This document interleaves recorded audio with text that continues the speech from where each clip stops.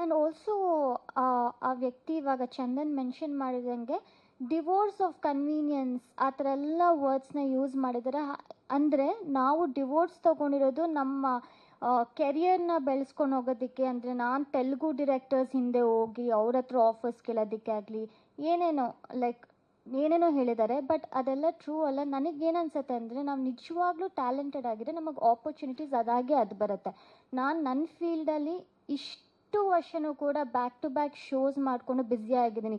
ನನ್ನ ಮದುವೆ ಆಗಲಿ ನಮ್ಮಿಬ್ಬರ ಮದುವೆ ನನ್ನ ಕೆರಿಯರ್ಗೆ ಏನೂ ಅದನ್ನು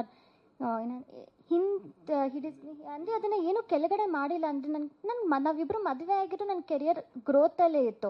ನಾವು ರೀಸನ್ ಏನಕ್ಕೆ ಅಂದರೆ ಮೇನ್ಲಿ ಬಿಕಾಸ್ ನಮ್ಮಿಬ್ಬರ ಮಧ್ಯೆ ಕಂಪ್ಯಾಟಬಿಲಿಟಿ ಇರಲಿಲ್ಲ. ಆ್ಯಸ್ ಚಂದನ್ ಮೆನ್ಷನ್ ಅವ್ರಿಗೇನು ಪ್ಲೆಷರ್ ಸಿಗ್ತಿದೆಯೋ ಸುಳ್ಳು ಹೇಳಿ, ನಂಗೆ ಆ ಕಾನ್ಫಿಡೆನ್ಸ್ ಇದೆಯಲ್ಲ, ಸುಳ್ಳು ಹೇಳೋದ್ರಲ್ಲಿ ಕಾನ್ಫಿಡೆನ್ಸ್ ನೋಡಿನೇ ನನಗೆ ತಲೆ ಕೆಟ್ಟೋಯ್ತು. ಒಬ್ಬ ಹಿಂಗೂ ಯೋಚನೆ ಮಾಡ್ಬೋದಾ, ಹಿಂಗೂ ಯೋಚನೆ ಮಾಡ್ತಾರಾ ಅಂತ.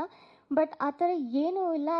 ಕ್ಲಿಯರ್ ಆಗಿ ಮೆನ್ಷನ್ ಮಾಡಬೇಕು ಅಂದರೆ it's just because mutual consent ನಾವಿಬ್ಬರು ಕಂಪ್ಯಾಟಬಲ್ ಇರಲಿಲ್ಲ ಅಂತ.